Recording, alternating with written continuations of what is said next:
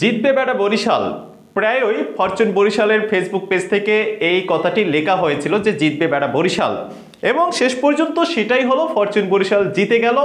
কুমিল্লা যারা হ্যাটট্রিক শিরোপা জয়ের জন্য মুখিয়েছিল, তারা আর হ্যাটট্রিক শিরোপা তো জয় পায়নি, এবং এটা হয়তোবা কুমিল্লার 5 নাম্বারের মতো পঞ্চম শিরোপা জয়ের একটা রেকর্ড হতে পারত।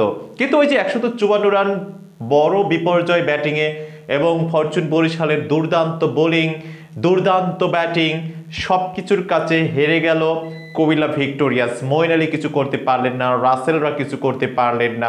যদি রাসেল ব্যাট হাতে করেছেন, বল হাতে হয়তো বা সেরকম জ্বলে উঠতে পারেননি। সুনীল নারিন কিছু করতে পারলেন না।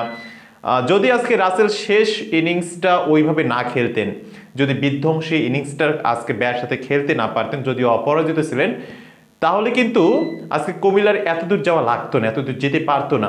তবে ফরচুন বরিশাল যেভাবে এই 154 রান টপকে গেল, 6 বল হাতে রেখে 4 উইকেটের জয় পেল, এটার অবদান শুরু থেকে তামিম ইকবাল এবং মিরাজের। কারণ তারা পাওয়ার প্লেতে 59 রান করেছিল, এবং পরবর্তীতে হয়তোবা মিরাজ আউট হয়ে গেছেন, তামিম আউট হয়ে গেছেন ধারাবাহিকভাবে, মায়ার্সও আউট হয়ে গেছেন, মুশফিক আউট হয়ে গেছেন। সব মিলিয়ে তারা যে পারফরমেন্স করেছে এটাতে অনেক হ্যাপি সবাই।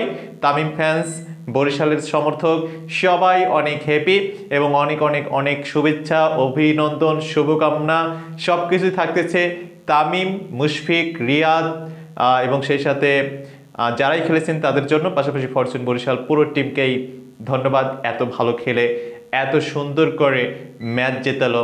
ধন্যবাদ জানাচ্ছি ফরচুন বরিশালের অধিনায়ক তামিম ইকবাল খানকে, যিনি 492 রান করেছে এবারের আসরে এবং হাইয়েস্ট স্কোরের মালিক হয়েছেন। সো পরবর্তী নিউজ আরও নিয়ে আসতেছি, সে পর্যন্ত অপেক্ষায় থাকুন।